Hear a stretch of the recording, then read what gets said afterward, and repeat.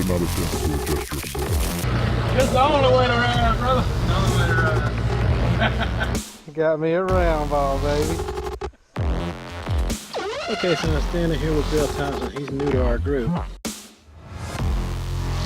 You got this, we think it's a wax stamp. Full Liberty 1820. It is a coin and it is silver, folks. There's nothing wrong with your screen. I wonder if that's that piece that I found that came from the inside of the sheet opener. I can guarantee there's something there. Alright, so I'm here with Alan again. He finds another amazing bullet. It's got 2 rings on it. You're about to enter. Oh, he's got silver! No, it's a wash. The backcountry. Alright folks, this is T-Hawk, Backcountry Diggers. Me and Dad are at the new permission again, and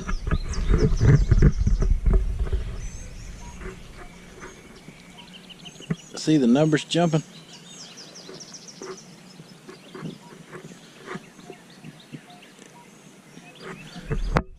Can't hear it through the headphones, but there's a high tone beeping in the middle of iron. So we're gonna dig up this spot, and I'm dreading it because we're next to some really thick roots, and see what this is.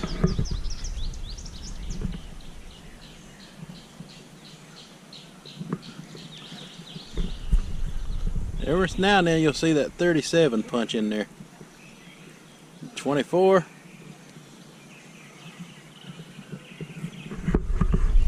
We're gonna investigate this, see what this is. Stay tuned for that.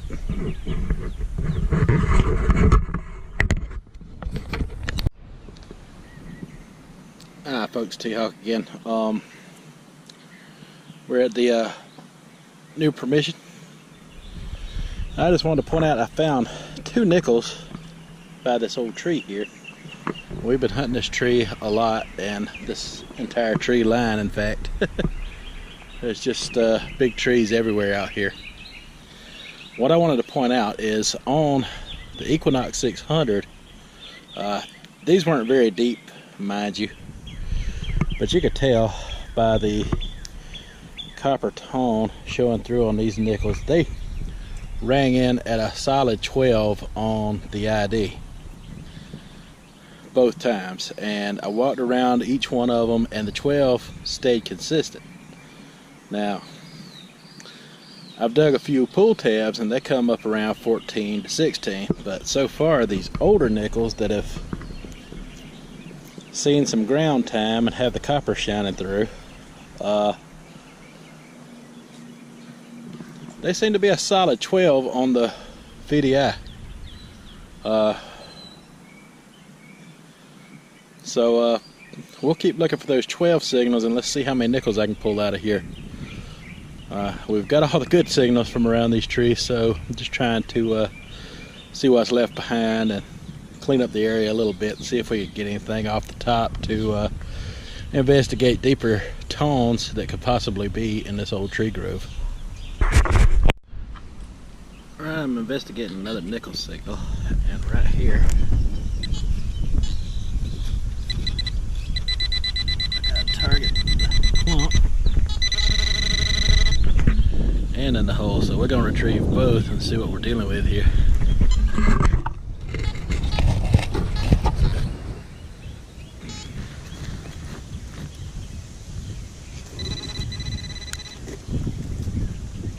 First clump.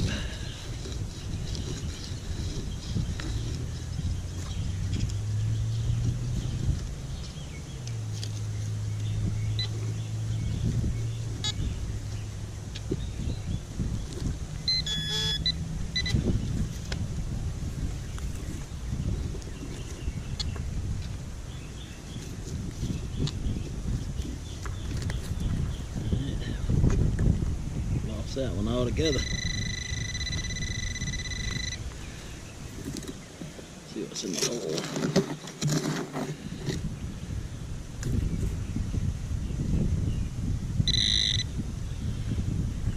beaver tail.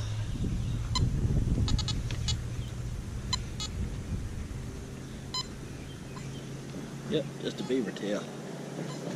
I'm suspecting that's what the other one was too. We'll try to locate it.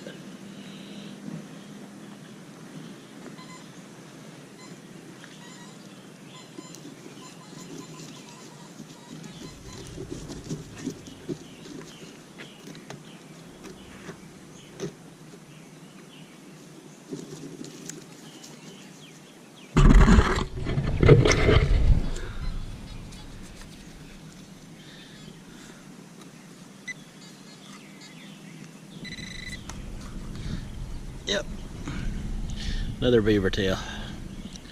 Alright,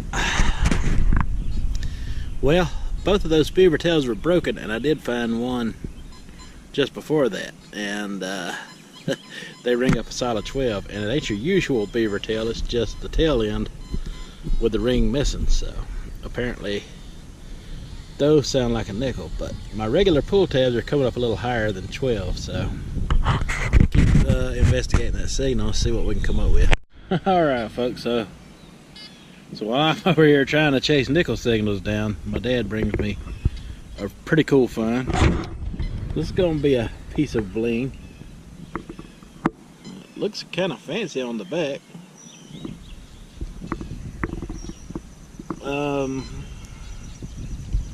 Yeah, it's a good looking old vintage piece there. Let me get this cleaned up and I'll cut you back on. We'll look at it better. Got it cleaned up better, and it's missing 3 little bitty stones out of it. Back of it looks very cool. I'm not sure if this was a little hair clip or what this was or what. Awful shiny. Might be a little piece of costume jewelry, who knows. Maybe a vintage kid's hair clip. Don't know what metal that's made of, but very cool. Alright, so I'm way over here on this permission next to the fence line, and just got another wheat penny. It looks like it's a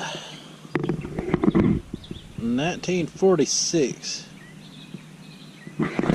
Alright, well, I believe this part over here on this side is a little older, so I keep checking here, see what else I can find. Alright folks, so I'm over here next to this big old oak tree. I see this glass sticking out of the ground, and I've dug it out a little bit. I've got some kind of bottle here.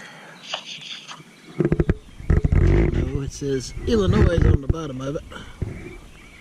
I'll get it out of there if I can. Hopefully it's all complete. And hopefully it turns out to be something good. I'll let you know when I get it out of there. Alright folks, so I worked and worked getting that bottle out. Just barely the bottom of it was sticking out of the hole. And it turns out it's a beautiful cork top medicine bottle. It's got the measurements embossed in the sides.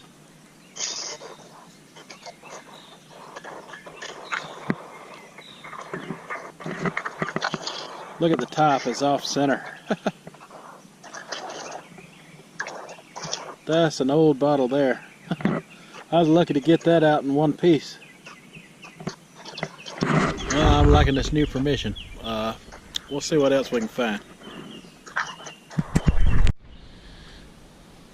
Alright folks, it's T-Hawk Backcountry Diggers, and today me and Daddy are back up at the colonial site where we found his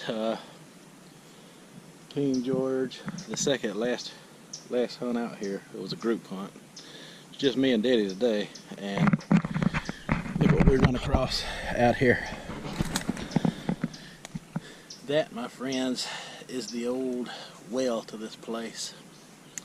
Now I don't know how well it's showing up on camera, This well is definitely rock lined from the top to the bottom. It is definitely an old colonial home site well, dug many years ago.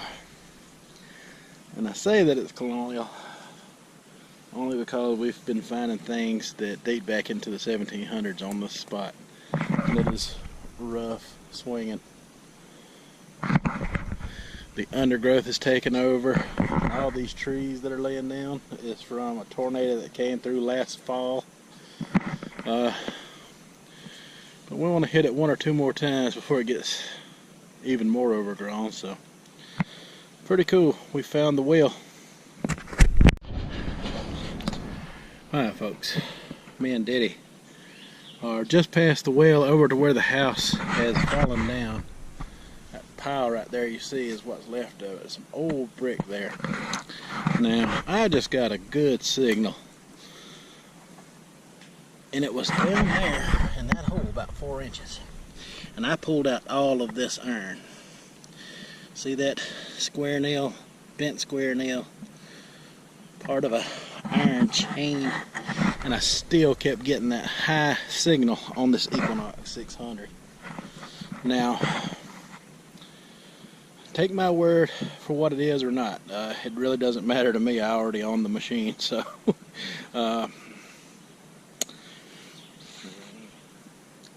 it is good even with that 11-inch coil. I would prefer to have a smaller coil. I've got that skid plate rigged up on there to get me over all this brush. I'd rather have a smaller coil, but that's only for this thicket that I'm swinging in. I prefer a smaller coil for that. On a site like this, the targets aren't quite as deep because the roots and everything keep things pushed around. But my point is, in the middle of all this iron, all these targets, that came out. Now what you're looking at is a button with a shank, and the dirt's still on it. That button looks like a flat button. Come out in the middle of all of that iron, and that Equinox 600 pulled it out. Like I said, on the machine. I can only tell you what happened in my experience. I sure didn't go plant a 200-year-old flat button just to make a video, but I'm sure happy with what this thing's doing for me. Alright, we'll keep going. Alright, so it appears this button is made out of brass. Looks like there is some writing on the back. Look like there's a little bit of gold gilt showing. Probably early 1800s flat button.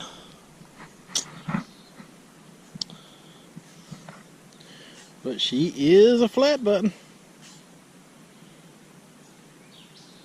Can't make out what it says. Alright, well, we'll keep going. Alright folks, so just dug my first gooder for the day. Well, dug all of that change. A friend of mine had And it looks like we got a 1936 wheat cent. Alright, my first wheatie for the day. This spot is producing. We'll keep going. Alright, so me and Daddy are back out at this permission today. And it was a old schoolhouse. He just pulled out that. That is a Cub Scout pin. It says Bobcat, Cub Scout USA. Bobcat, that's pretty cool. It's got a picture of a bobcat on it. And it looks like it was a button.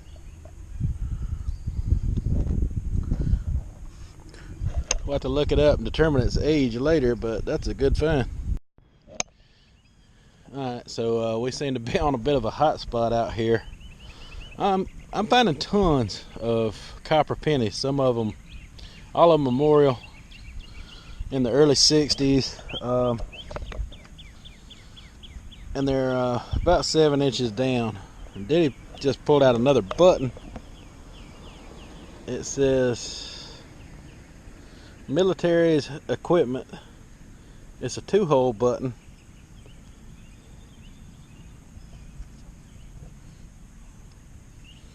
That's pretty neat.